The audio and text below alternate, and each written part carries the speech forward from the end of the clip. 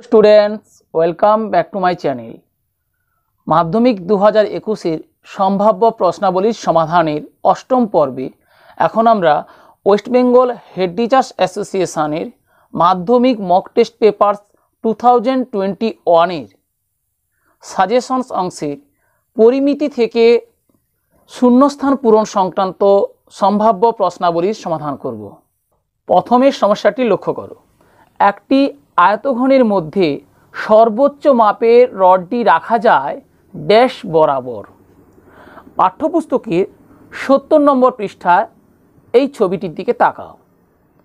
এটি একটি আয়তঘন যার মধ্যে সর্বোচ্চ মাপের যে রডটি রাখা যাবে সেটি আসলে ওই আয়তঘনের কর্ণ অর্থাৎ কর্ণ বরাবর। একটি আয়তঘনের সর্বোচ্চ মাপের রডটি রাখা যায় তার কর্ণ বরাবর অর্থাৎ শূন্য স্থানে আমাদের লিখতে হবে কর্ণ। বিয়ের সমস্যাটি লক্ষ্য করো। একটি ঘনকের ধারগুলির সমষ্টি 60 সেমি হলে তার আয়তন হবে ড্যাশ ঘন সেমি। আমরা জানি কোনো আয়তঘনের প্রতিটি ধার যদি সমান হয় অর্থাৎ দৈর্ঘ্য প্রস্থ উচ্চতা যদি সমান হয় তাকেই বলা হয় ঘনক। এক্ষেত্রে ধরে নিই প্রতিটি ধারের দৈর্ঘ্য a সেমি। একটি ঘনক তথা একটি আয়তঘনের ধারের সংখ্যা 12। অতএব এক্ষেত্রে 12a সমান 60 বা a সমান 60 ভাগ 12 অর্থাৎ 5 অর্থাৎ ঘনকটির প্রতিটি ধারের দৈর্ঘ্য 5 সেমি। প্রশ্নে বলা হয়েছে আয়তন হবে ড্যাশ ঘন সেমি। অতএব আয়তন সমান বাহুর কিউব অর্থাৎ 5-এর কিউব ঘন সেমি। কারণ ঘনকের ক্ষেত্রে দৈর্ঘ্য প্রস্থ উচ্চতা সমান হয় অর্থাৎ দৈর্ঘ্য গুণ প্রস্থ গুণ উচ্চতা সমান 5 গুণ 5 গুণ 5 ঘন সেমি সমান 5 গুণ 5 25 25 5 125 125 ঘন সেমি। তাহলে শূন্যস্থানে হবে 125। আমরা প্রয়োজন মতো ডান দিকে এটা করব। শূন্যস্থানে সঠিক উত্তরটি বসালেই নাম্বার পাওয়া যায়। সি এর সমস্যাটি লক্ষ্য করো। একটি লম্ববৃত্তাকার শঙ্কুর উচ্চতা আমরা এইচ ধরে থাকি, তার ভূমির ব্যাসার্ধ আমরা আর ধরে থাকি। ভূমির ব্যাসার্ধের √3 গুণ হলে শঙ্কুর শীর্ষকোণ হবে। এখানে একটি শঙ্কু এঁকে ফেলি তাহলে বুঝতে সুবিধে হবে।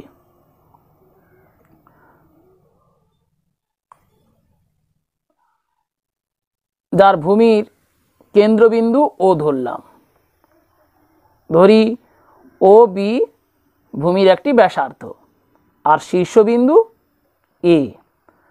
এ এবং ও সংযোগ করলাম। তাহলে এখানে বলা হয়েছে শঙ্কুর উচ্চতা অর্থাৎ এক্ষেত্রে এ ও তার ভূমির ব্যাসার্ধের √3 গুণ অর্থাৎ ও বির √3 গুণ। আমরা ধরি শঙ্কুর ভূমির ব্যাসার্ধ রেডিয়াস আর একক এবং উচ্চতা হাইট ইকুয়ালস এইচ একক। প্রশ্নানুসারে এইচ ইকুয়ালস আর ইন্টু √3 কারণ এখানে বলা হয়েছে উচ্চতা তার ভূমির ব্যাসার্ধের √3 গুণ। শঙ্কুর শীর্ষকোণ কত হবে অর্থাৎ কোণ এ সমান কত জিজ্ঞাসা করা হয়েছে, জানতে চাওয়া হয়েছে। যেহেতু এটি একটি লম্ববৃত্তাকার শঙ্কু সুতরাং এ ও কোণ এ কে সমদ্বিখণ্ডিত করে অর্থাৎ কোণ ও এ বি এ কোণের অর্ধেক অর্থাৎ শীর্ষকোণটির অর্ধেক। ধরি অর্ধ শীর্ষকোণ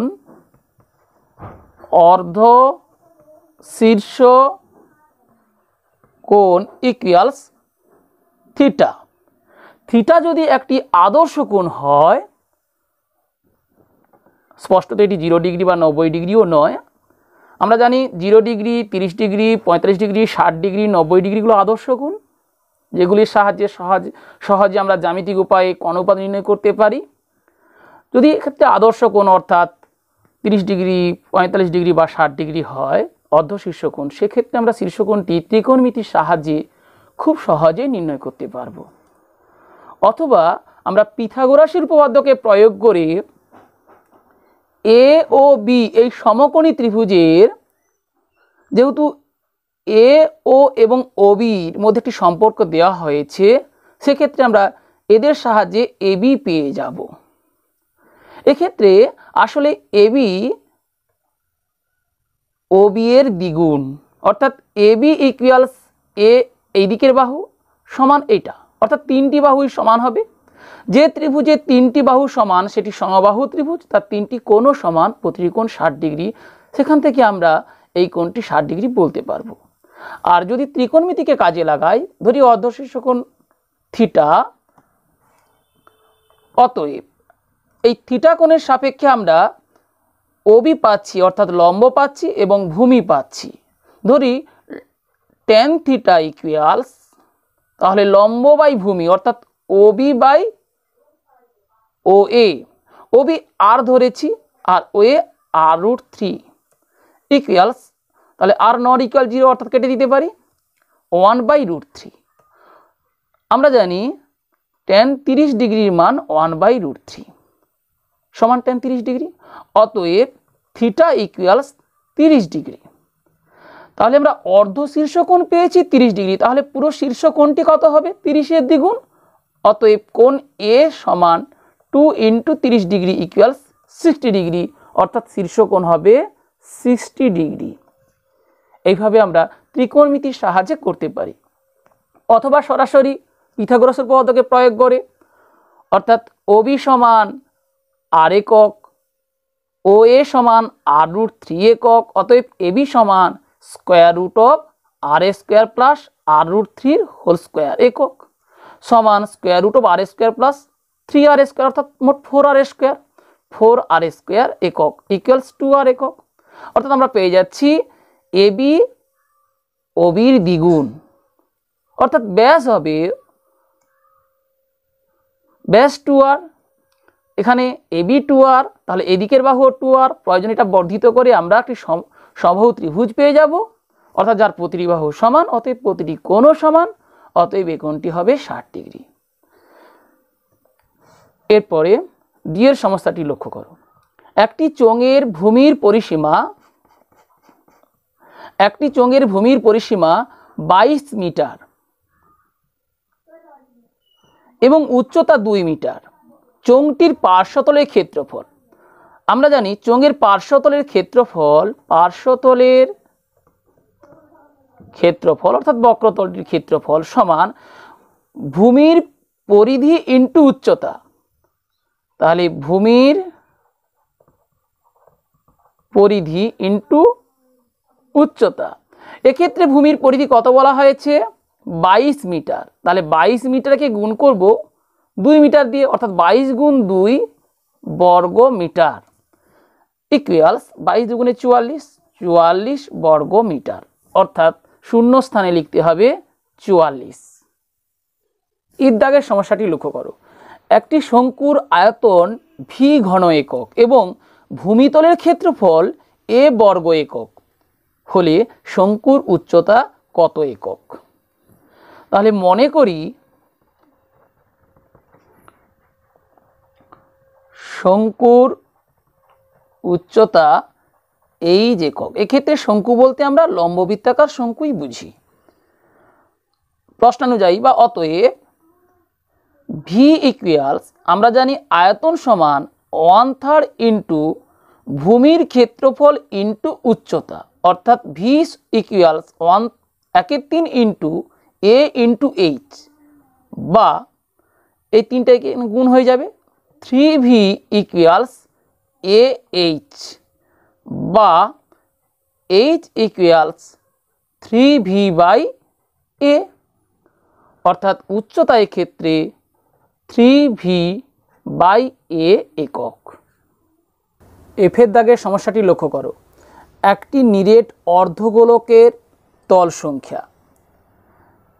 একটি নিরেট গোলককে সমান দুভাগে ভাগ করলে দুটি অর্ধগোলক পাওয়া যায়। প্রতিটি অর্ধগোলকের একটি বক্রতল এবং একটি সমতল, অতএব তল সংখ্যা 2। এরপরে জি এর সমস্যাটি লক্ষ্য করো। একটি নিরেট গোলকের বক্রতলের ক্ষেত্রফল ও 3 গুণ আয়তনের সাংখ্যমান সমান হলে গোলকটির ব্যাসার্ধের দৈর্ঘ্য ড্যাশ একক। ধরি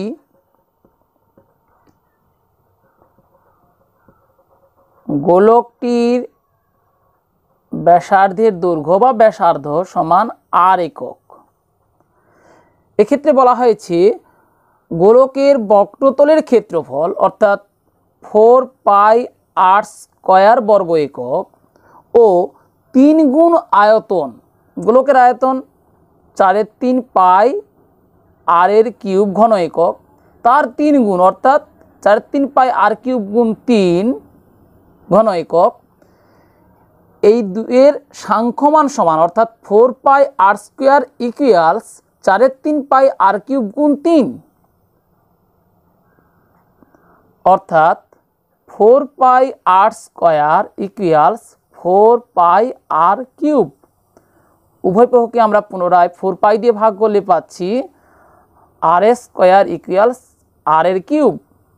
যেহেতু এক্ষেত্রে r নট ইকুয়াল 0, অতএব উভয় পক্ষকে r স্কয়ার দিয়ে ভাগ করতে পারি।